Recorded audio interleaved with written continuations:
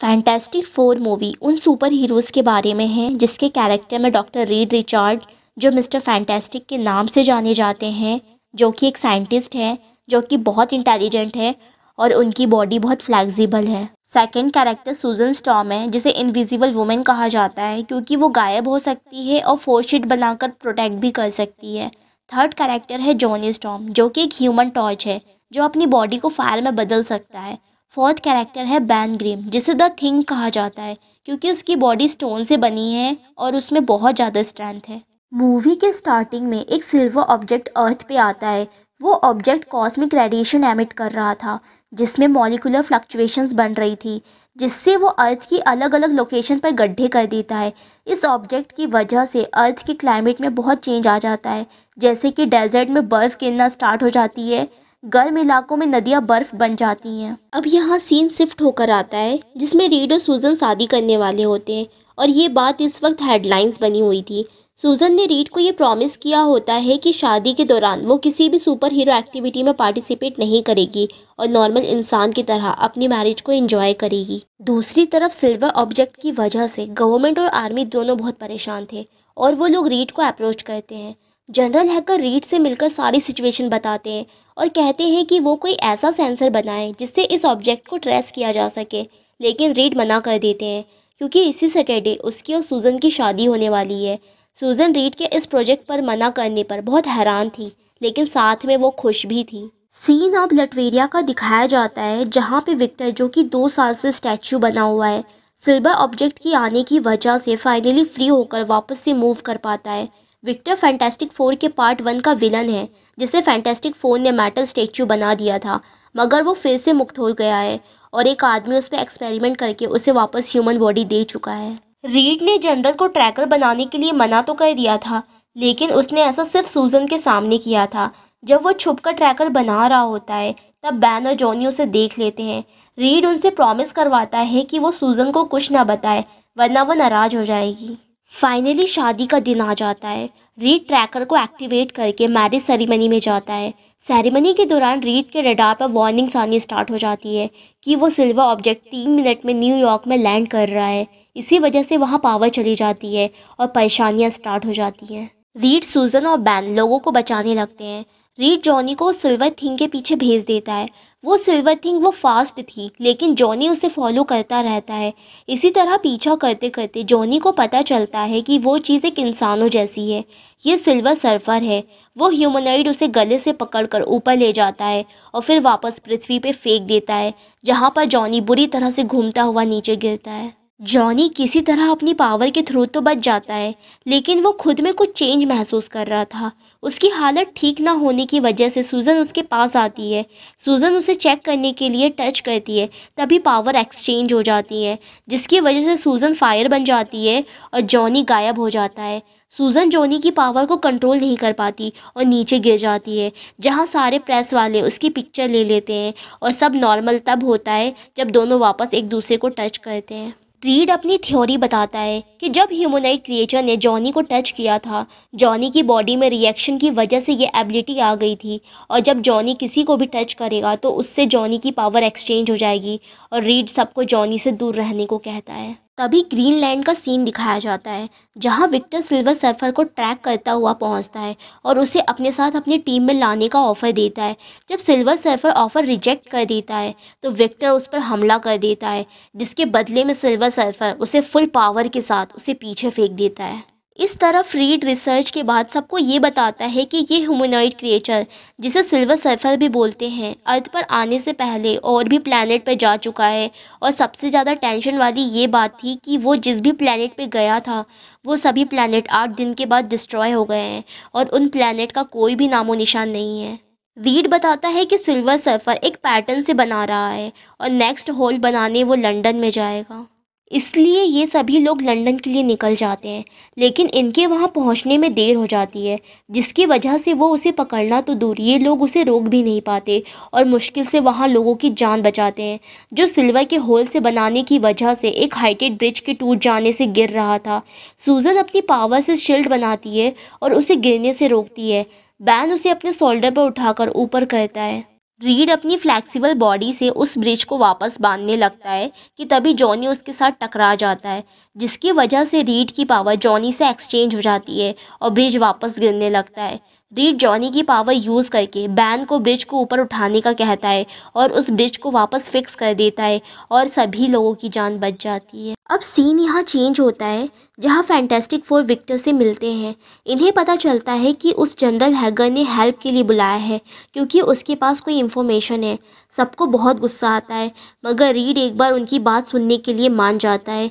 Victor silver surfer के साथ अपनी एक रिकॉर्डिंग मीटिंग दिखाता है जिसमें इन लोगों को पता चलता है कि ये सारी पावर उसके बोर्ड में है क्योंकि वो बोर्ड से पावर लेकर सब पे अटैक करता है, जिसका मतलब ये है कि हमें सिल्वर सर्फर को उसके बोर्ड से अलग करना होगा। रीड इसके लिए डिवाइस बनाना स्टार्ट कर देता है। दूसरी तरफ विक्टर अपने ही किसी डिवाइस पे काम कर रहा होता है जिसे सूजन देख लेती है और विक्टर को वॉर्न करके वहाँ से चली जाती है। अब फैंटास्टिक फोर की टीम रीड की बनाई हुई डिवाइस एक्टिवेट करने के लिए एक जंगल में जाकर अपनी अपनी पोजीशन पर डिवाइस लगाने लग जाते हैं।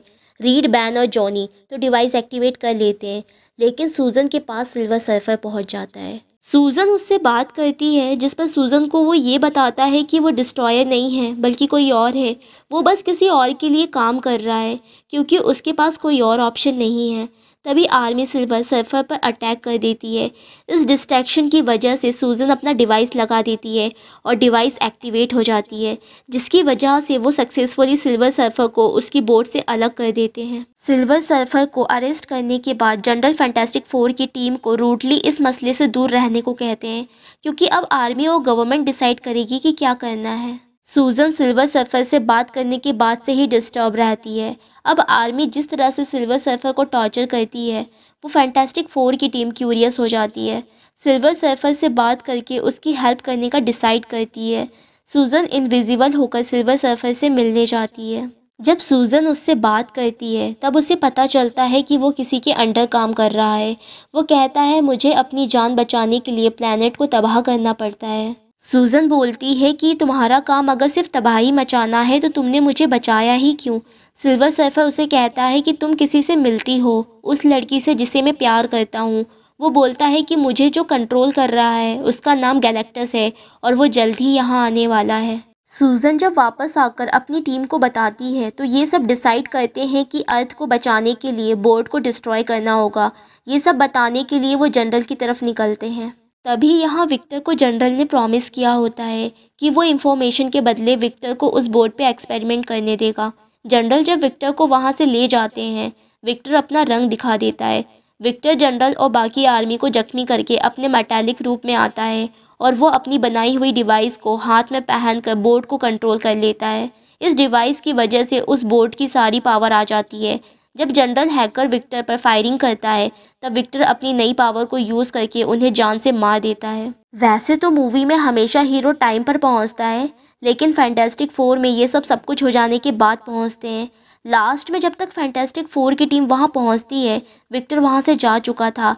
रीड अपनी डिवाइस से अपना प्लान बुलाता है और वो सिल्वर सर्फर को भी आज़ाद करके ले जाते हैं।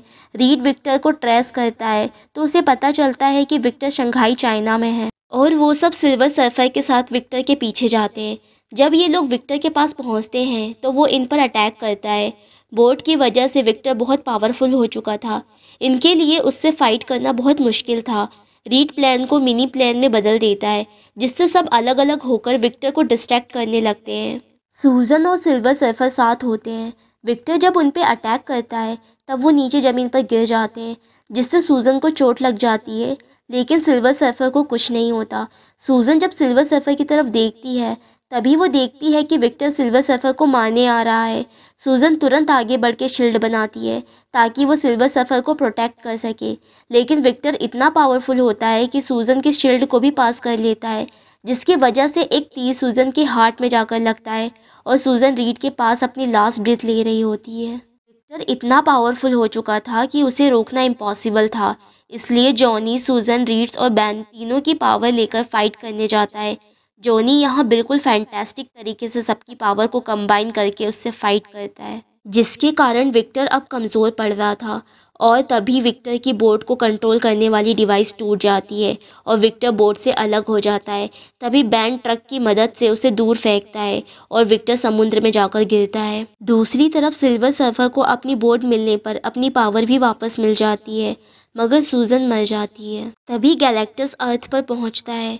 तभी सिल्वर सर्फर अपनी पावर का यूज़ करते हुए सूजन को जिंदा कर देता है और वो होश में आती है। फिर वो गैलेक्टस की तरफ बढ़ता है और कहता है कि अब वो प्लैनेट को डिस्ट्रॉय नहीं होने देगा, जिसके बाद वो अपनी पावर्स का यूज़ करते हुए गैलेक्टस को डिस्ट्रॉय करने के लिए अपनी बोट के साथ उस क्लाउड जैसे गैलेक्टस के अंदर चला जाता है। गैलेक्टस को डिस्ट्रॉय करने के साथ साथ सिल्वर सर्फर खुद भी डिस्ट्रॉय हो जाता है।